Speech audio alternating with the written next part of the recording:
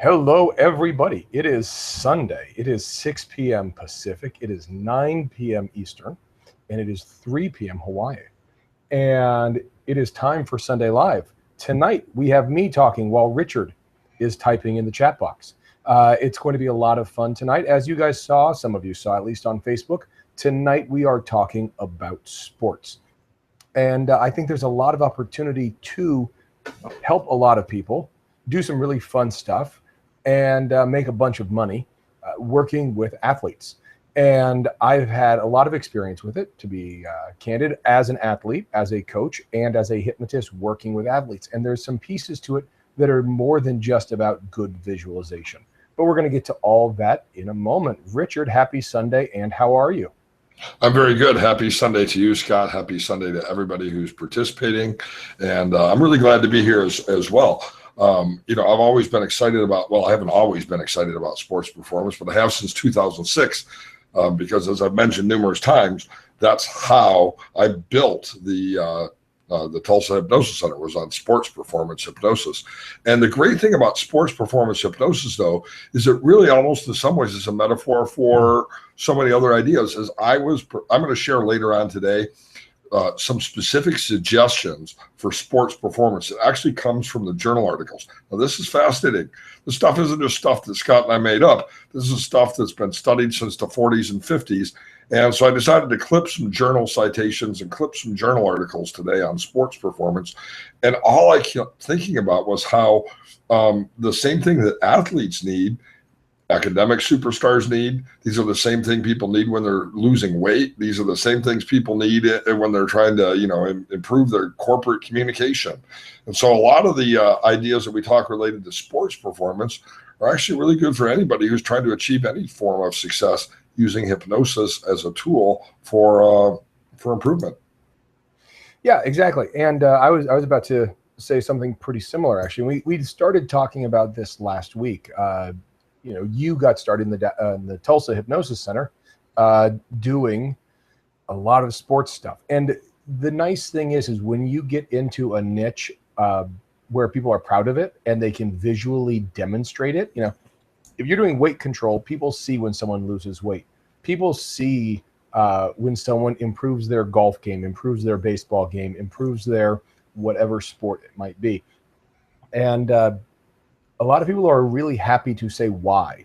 And everybody in sports knows how much of it is mental. And anybody who's seen a baseball player in a slump and their confidence goes away, or you see a field goal kicker who's missed a couple field goals and the pressure they put on them and they call the timeout just to make them think about it, or basketball players making a free throw.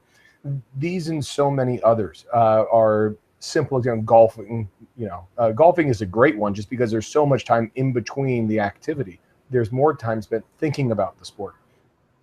And I think when you get somebody who performs better at the sport, the idea of explaining to them this can work in other areas of their life, they see it really, really quickly.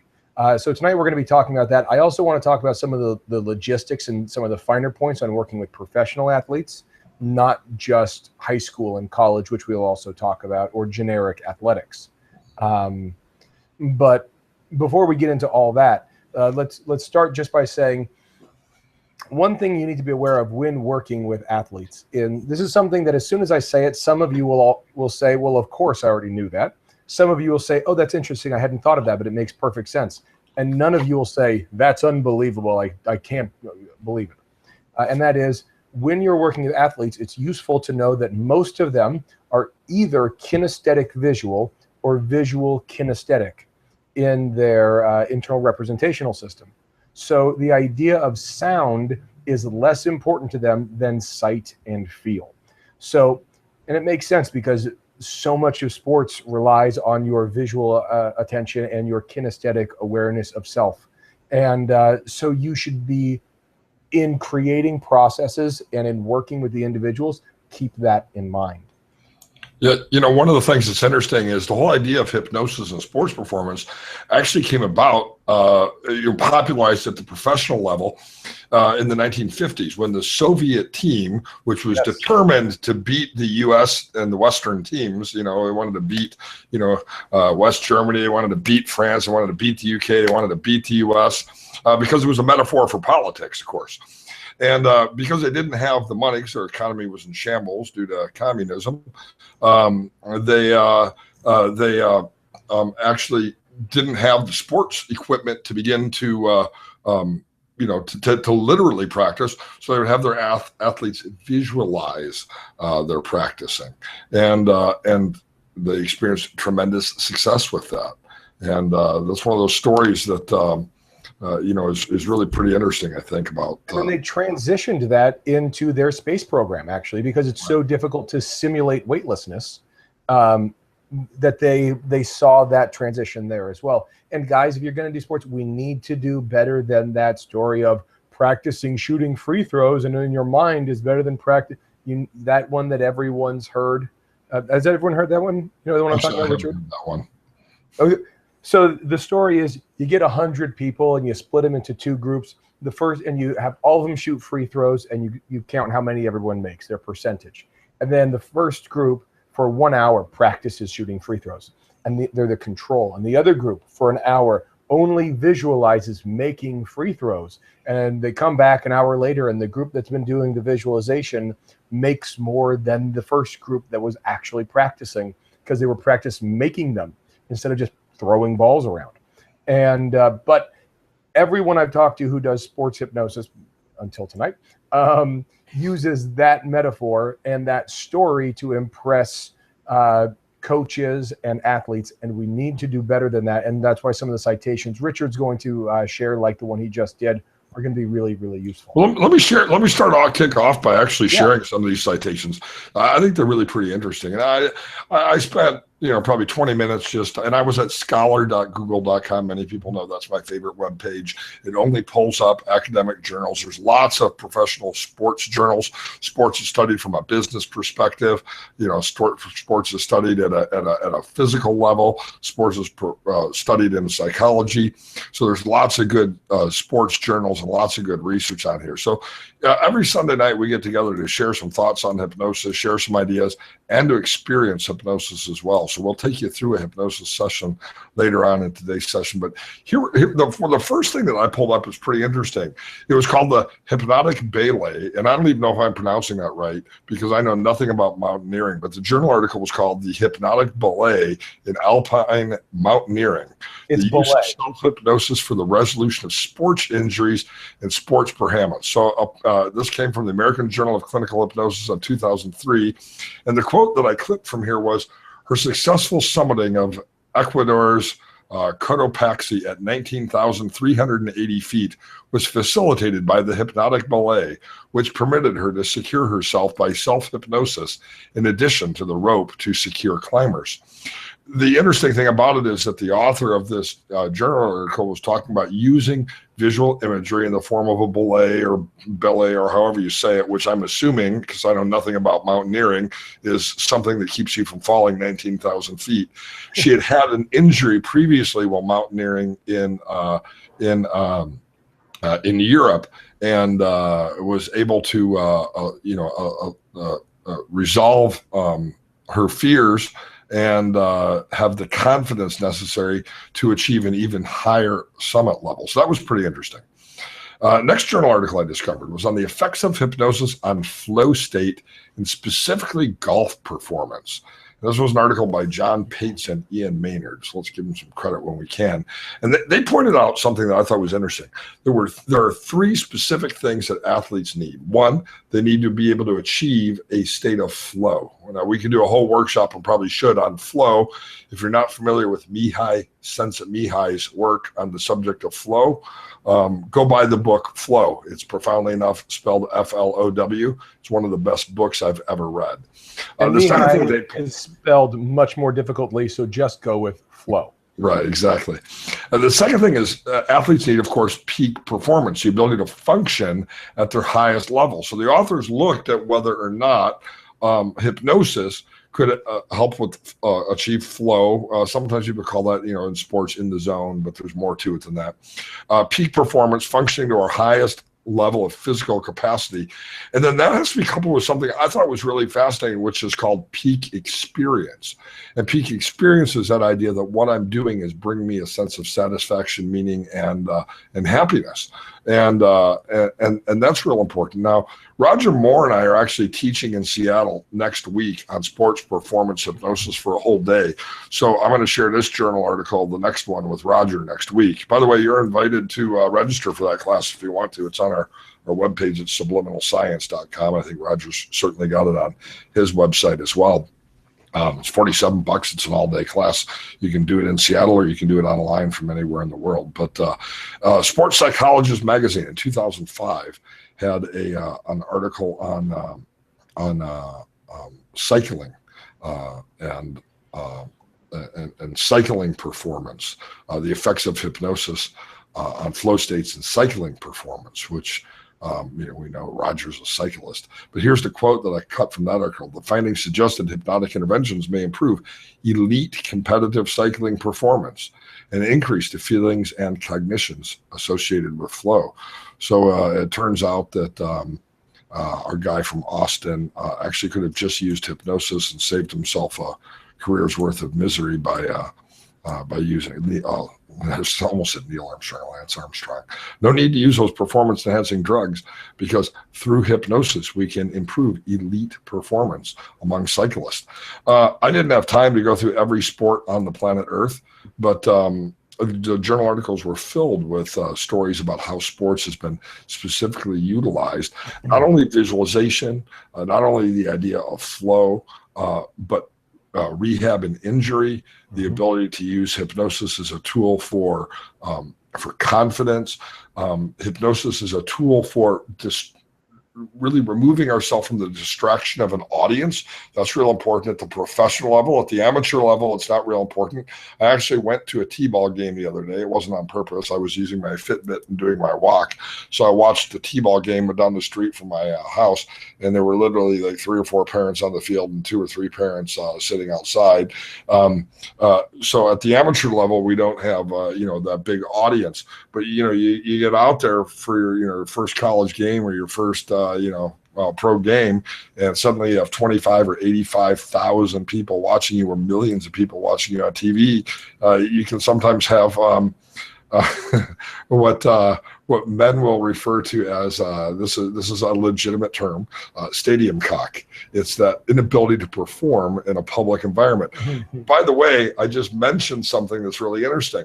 These same techniques that can be useful in sports performance can be useful in other areas of life as well.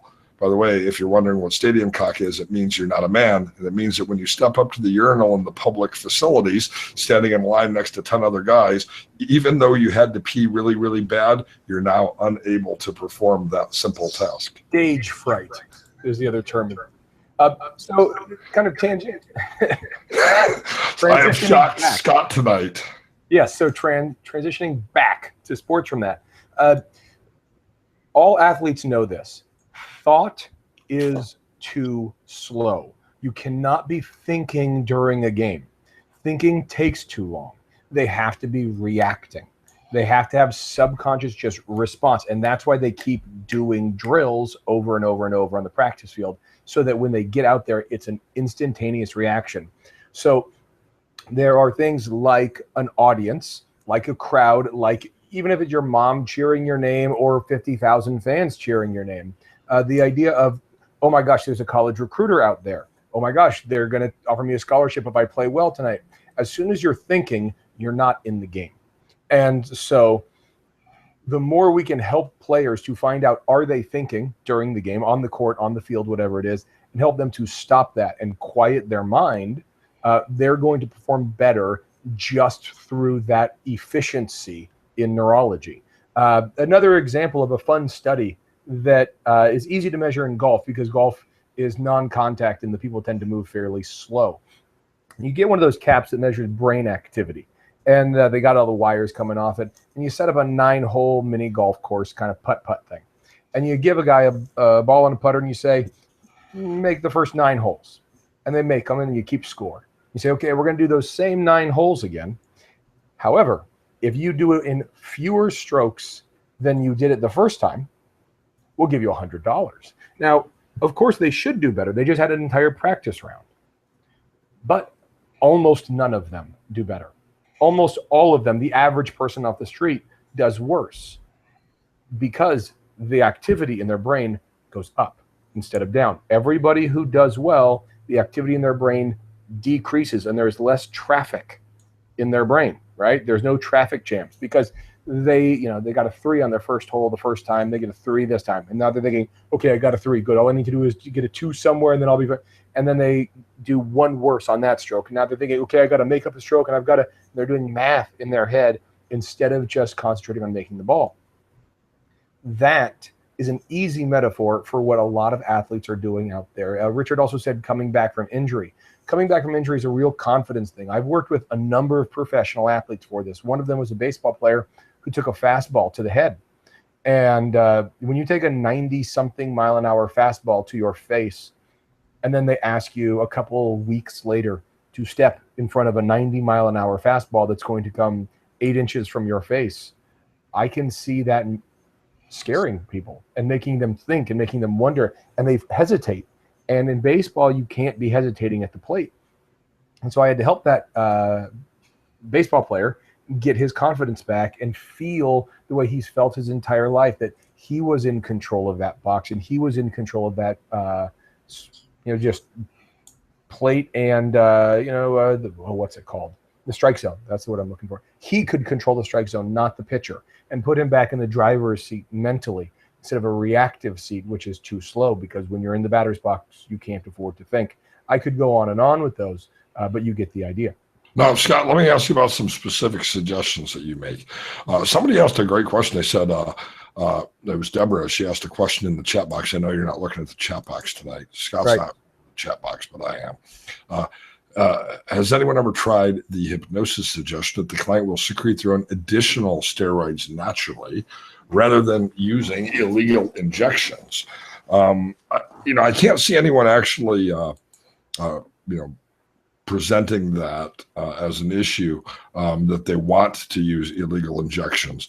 But clearly, I think it is something we understand that people are tempted by, because we see people doing it. So I think without, unless we're doing some form of, drug rehab with athletes, that analogy is probably not there. But the idea that they will be able to produce their own additional steroids and or other hormones and I think you're going to get the placebo effect much more importantly than the actual chemistry. Right. Because you have to understand, when you're talking about professional and high level athletes, you're not talking about a normal human being. You're talking about somebody who's eating 11 to 12 to 15,000 calories a day, right? You're talking about a week's worth of food every day. They're burning 3,000 calories an hour, right? So when you talk about what's the chemistry in that person, the answer is weird, right?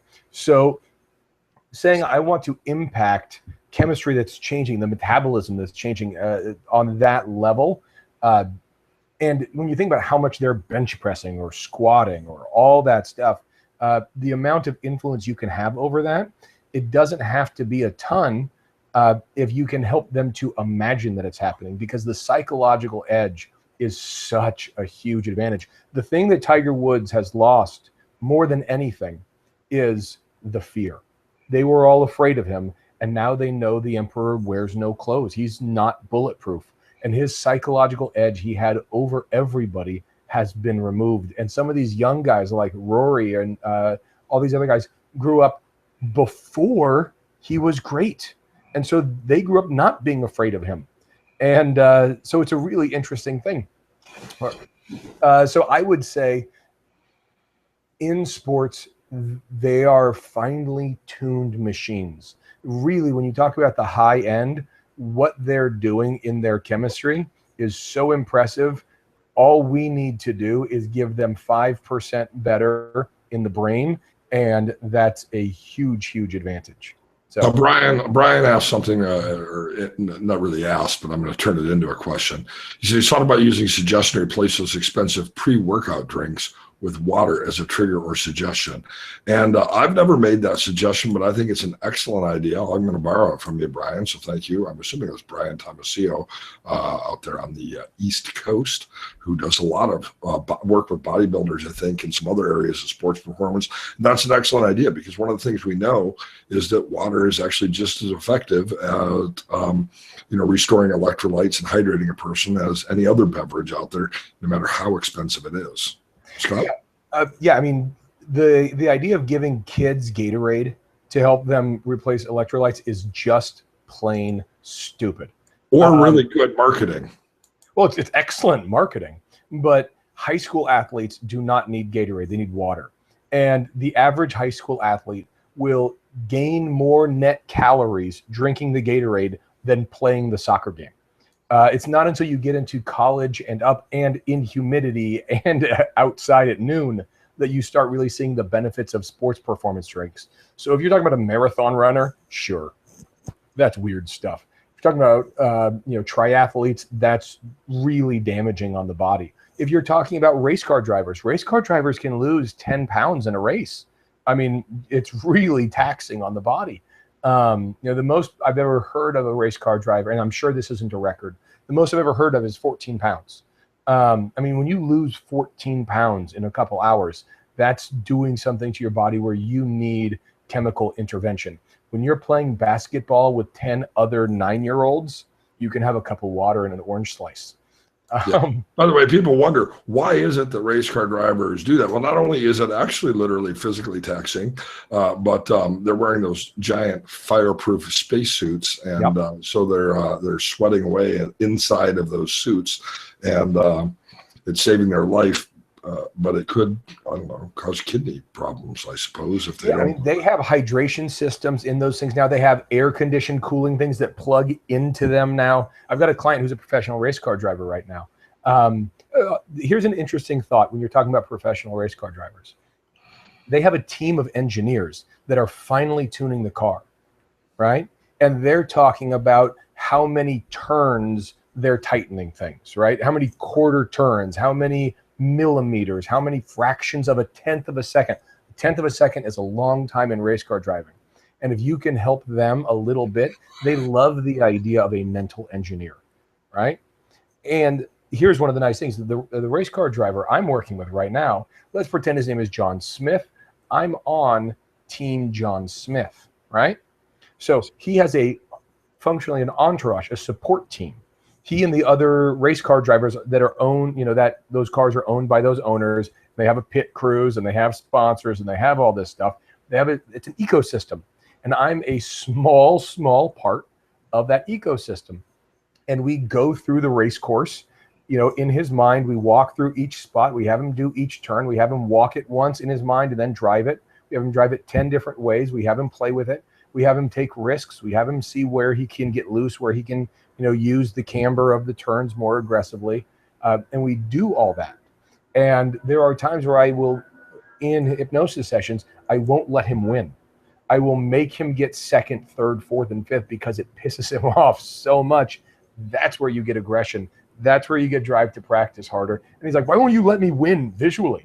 And I was like, because I want you to go win in real life. I want you to fight me and go make it happen. Now, sometimes I do let him win. But I don't let him just, I want him to have that struggle and that fight, because that's where he's at his best. So thoughtfully think about this in your approach. If you're working with a race car driver, you can be on a team. If you're working with a sports team, they've got trainers and sports psychologists. They've got all these things. Tiger Woods had Team Tiger, was what they called it. And these things exist now. And you could be on one of those. John Weir is a hypnotist who's doing that with golf right now, as a matter of fact. By the way, Kelly the Bee keeps saying great stuff in the chat room tonight. So good job on the chat room, which of course is below this video if you're watching it live. And normally I'm in the chat room, but today I've got technical difficulties and I've just punted on this one. It's okay. I'm reading it. I'll keep you up to date. Lots of good stuff in the chat room. But Kelly pointed out, what about the clients? Thinking of golf clients, that don't want anyone to know they've used hypnosis. It's not a great referral source. You're absolutely correct that golfers are a little like poker players. They don't want their opponent to know that they've been doing anything to get them on an edge. But I think at the same time, there are a number of people who do want other people to know about what they're doing as a way of intimidating their opponent. And of course, there are lots of people who are not their opponent, who may be a referral resource for you. But yeah, you have to realize some people might try to keep you as their secret. That's not a bad thing either, though, because that means you have a satisfied client. So when you're looking at golf, there's a group of golfers who just love to brag about how much money they've invested in getting better, right? How many golf lessons, the new driver, whatever. But you know who wouldn't mind? Golf instructors, right? The guys who are instructors, you could do some sort of partnering with them and they'll talk about everything. You know, I'll work on your mechanics. He works on your head. Between the two of us, boom, there you go. Yep. All right, now let's talk a little bit about what kind of business opportunities are there in sports performance hypnosis. I've shared before, again, the only radio station I could afford to advertise on was a sports station because it's a small group of listeners, even though it was highly targeted. So it was very effective for me. Yeah. And I had all kinds of people come to me that first year for sports performance. I did have teams. I did have pro athletes contact me. I was also lucky. There was something else I forgot about now because that was back in 2006. But my office was literally directly across the street from the main entrance to the Southern Hills Golf Club, which is where the U.S. Open is played every 4, 8, or 10 years or whenever they play at Southern Hills. So I had some signs made, golf performance hypnosis, and I was kind of amazed at who called me. I got some calls, but I worked with there are sports that you've never thought of before. So here's the question for you, Scott. Do you have to play the sport to hypnotize them? I had a pro rodeo guy call me, and I've never even been to a rodeo. And I said, yeah, sure, come on over. I had one of my very first clients was a guy who was not a competition athlete at all. He was a 59-year-old runner, and he found that as he was beginning to age, it was making it more difficult for him to achieve his goals. And he just wanted me. He ran around, he ran in the city parks, and he wanted me to help him with achieving some of his own personal goals. I worked with, and this was a great kid to work with. He was a lot of times pro athletes are kids. So he was probably 16, 17, and he was a world champion pistol shooter. And that worked out well for me because I used to shoot Bianchi Cup and some other competitions, not at the pro level, but I have some pretty good knowledge of that because I love gun shooting as a sport. Never shot a person. In gun shooting, alcohol is technically a performance enhancing drug because it slows your heart rate and it slows your respiration. Right. And so it makes it easier to pull the trigger in between beats of your heart and exhales. Yeah. I will not recommend alcohol as a performance enhancement, though. I don't think you should. So, so I got to work with a lot of interesting athletes. Now, I have never considered myself very athletic. I was on soccer when I was a little kid, and I was on t-ball when I was a little kid.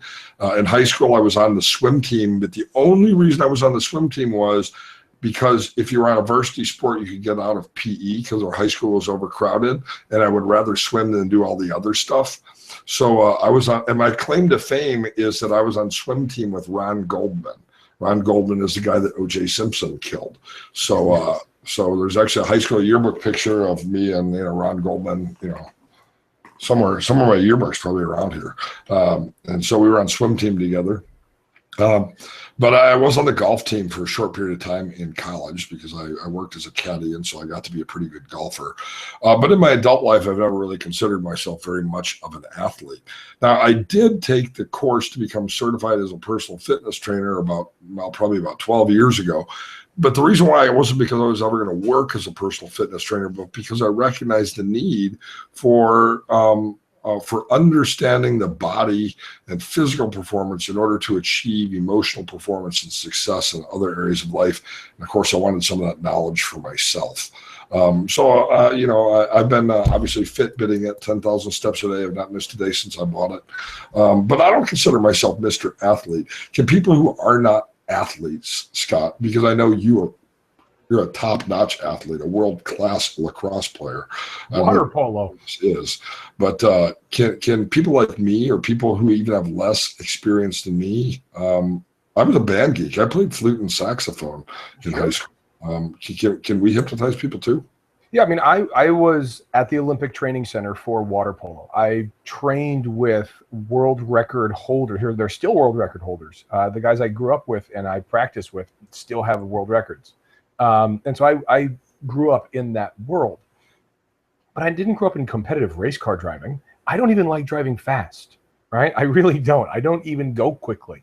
I will verify that. I have been in Scott's Volkswagen, and we did not exceed the speed limit. I don't go. I'm not in a hurry. It's just my car is designed to be comfortable. I don't care.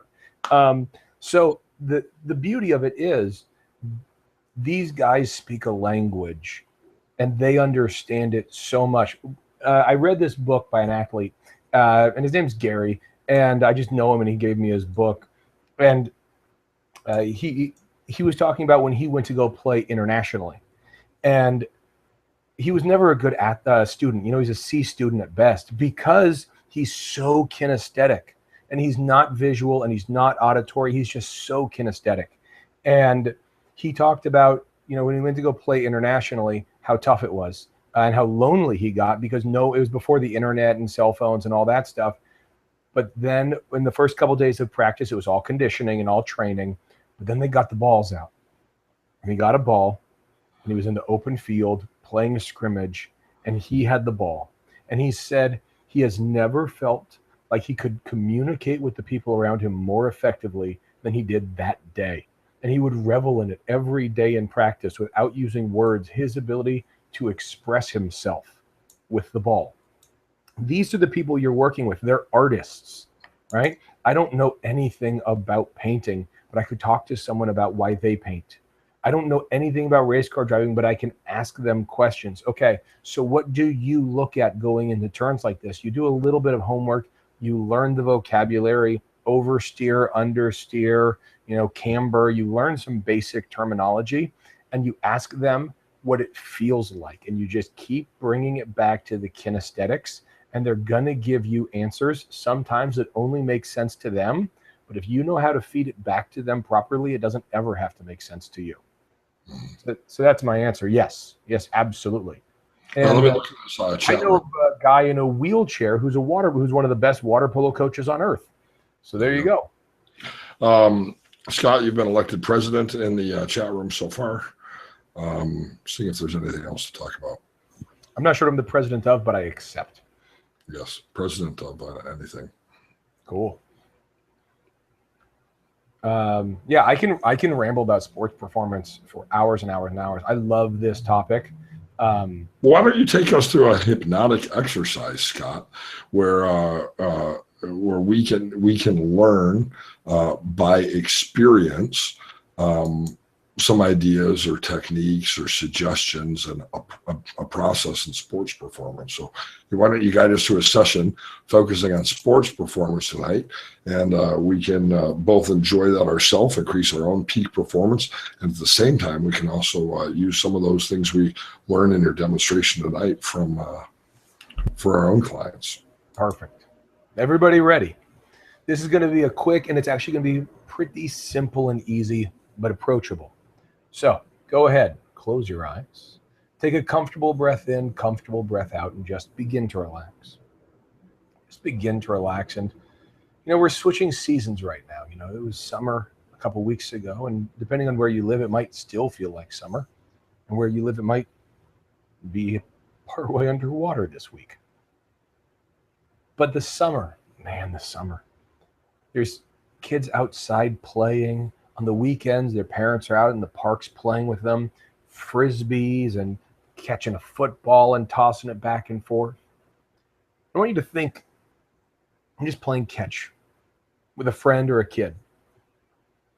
Just whatever age you imagine yourself is fine. Just imagine throwing a ball back and forth or throwing a frisbee back and forth with a 10-year-old, a 12-year-old, someone who has enough mechanics to get the ball or the frisbee back and forth with you. Not someone who's going to be competitive, but somebody who's just going to enjoy it. And you're throwing the thing back and forth. And sometimes it's a perfect throw, but it's not always a perfect throw. Sometimes the wind blows a little bit and the frisbee gets pulled a little bit. And so you run and you grab it. Or you guys are having fun and you say, throw it that way. And you throw it a little bit that way and they run and they catch it and they chase it down. We've all seen that. Many of us have done it. Not aggressively, but just casually, just kind of running around playing. We're kicking a ball back and forth, and sometimes the ball's a little off target, so the person runs and just tries to stop it. And what I'd like to do is just appreciate the amount of physics going on in that moment, the amount of calculations your brain is going through, just throwing a football or a frisbee back and forth in a park. Think about the number of calculations in terms of vectors, in terms of forces, in terms of the amount of energy you want to put into the throw, the arc, leading the person who's running, and adjusting for the wind. All those things get done without a pencil and paper. In fact, if you had a pencil and paper, you wouldn't be able to do the math. It's too tricky. But in your mind, in your subconscious mind, you can do it in an instant. You can do it by accident. And that's what's so amazing. That's what's so amazing about your body. Your physical body performs calculations per second that are mind-blowing. And when you watch sports on TV, now maybe you watched some football today, it's Sunday. And maybe you're excited now that it's October, maybe there's some baseball series you're excited about. Maybe you're looking forward to basketball season beginning, and maybe you really don't care about sports at all. But we've all seen sports on TV, and we understand there's timing, there's physicality, and there's effort. And the higher up the person goes in a sport endeavor, on a team or an individual event, the more work they've had to put in to achieve this goal. And we know that if a person is going to put that much effort into something, it's because they feel good about it. There's a set of feelings at a very deep, simple, emotional level that is rewarding and gratifying to them. And you can just help them recall and remember times when they've been in the zone. You can help them recall and reconnect with times when they were able to quiet their mind and everything was just working. They weren't thinking about how to do it. They just let their brain do all the calculations that they couldn't do with a piece of paper. They let their brain react in the moment. Now, maybe you're an athlete, and maybe you aren't. Maybe you've played an instrument. Maybe you've gotten really good at sewing or baking or dancing or anything else. Anything that you've gotten good at typing quickly required you to put in repetitions that made it an automatic process. Even if we're talking about something as fundamental as tying your shoes, at one point that took great concentration, and now you don't even notice doing it. And so there's this idea of repetition allows something to become automatic. And anybody who wants to come work with you for sports performance via hypnosis is a committed athlete. And because they're a committed athlete, they've already put in the effort. They've put in the repetitions. And all you need to do is help them get out of their own way and to allow their unconscious mind to do the calculations that it's able to do. The same way you've helped someone with some sort of stage fright or nerves just talk like they always talk to people. The same way you've helped people to be motivated or driven. You can help them connect with a set of feelings that allows their brain to quiet and their skill to come front and center. And let them express themselves. Let them find that reward. Because in a moment, I'm going to count from 1 to 3. When I get to 3, you're going to open your eyes. Thinking about all the possibilities and opportunities for competitive athletes in your area, high schools, club teams, maybe colleges and professional athletes, golf academies, golf clubs, sailing academies on the lakes or the oceans. So many possibilities out there for you to just go connect with the people who are passionate and connected in their physicality to these endeavors, they are emotionally and physically rewarded. And what if you could help them just get 5 or 10% more of that good feeling? What if you could help them feel good about exercising when they feel out of shape, or feel the confidence when they've been injured to get back on the proverbial horse? You can begin to think about all the different ways you can help athletes. And just what a wonderful foray into improving people's lives. And to doing it in one without trauma, without blame, without anger or resentments, just playing, just fun. I'm going to count up from 1 to 3. When I get to 3, you're going to open your eyes. Think about how much fun that sounds like. 1, 2, 3, eyes open all the way back. And by the way, I just thought of this while I was talking. Meta World Peace, also known as Ron Artest, a famous NBA basketball player, when he won the NBA championship trophy with the Los Angeles Lakers, I was there. And very exciting. I was there on that day that they won the game, the Larry O'Brien Trophy, confetti falling, Game 7 against the Celtics. And what did Meta say? The first person he thanked was his psychologist. The very first person he thanked with a microphone from the center court. He said, I want to thank my psychologist for helping me be in the right state of mind, for helping me not lose my cool during competitive moments, to help me not get kicked out of games anymore. There we go. There you go. By the way, I was drifting, dreaming, and floating while you were doing your hypnosis session and floated on over to Reddit. Uh-oh. Because as Scott knows, I waste my entire day on Reddit. Yeah. So I actually posted something that I thought was related to hypnosis, which is a link to an Imgur file. It's really pretty funny because it's got a canoe and a news thing, and it's all about perception. But then I wish that I'd actually posted a link on Reddit to about 10 posts down. From today I learned, so I'll read the headline. Today I learned Julius Yego, a Kenyan javelin thrower, learned the sport and techniques by watching YouTube videos. He competed in the London Olympics, and this year he won the gold at the 2015 World Championships. He's known as Mr. YouTube Man. And how does that relate directly to hypnosis? Peak performance. Again, we can learn in some really creative ways, from visualization to literal videos to anything else. And we don't necessarily have to have all the accoutrements and all the tools. We need our mind, a willingness, and an ability to perfect those things. So great job tonight with our session. Anyone have any questions or deep thoughts? Type them in the chat room now. Scott, anything you want to throw in here in the last moment or so?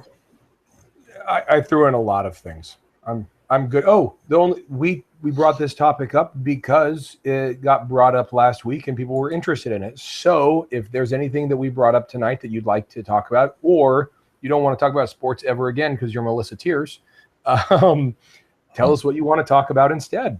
And we would be happy to talk about it. In fact, we might have to just talk with Melissa Tears so that we don't talk about sports. There you go. Let's do that. Let's add her to our list. Well, it's been great having everybody here tonight. As usual, every Sunday night we get together, a short chance to informally talk about hypnosis, to experience hypnosis, and you're the ones who make it possible. So we'll look forward to seeing you same time, same channel next week. Someone tell me why I'm the president of whatever. Oh, because I don't know, you had great stuff. So I think it was Kelly the Bee who decided to say Scott for president. So that's why. Thank you, Kelly. Yeah, there you go. All right, thanks everybody. See you same time, same channel next week. 3's in the chat room if you enjoyed tonight. 3. Backwards 3. Hey, we now have a sign for our class. Oh my gosh, we have a gang sign. It's not a gang sign, it's a hypno sign. Hypno sign? These 3 or these 3? 3 going backwards. 3 going backwards. Done. There you go. All right. Good night, everybody. 3s. Good night.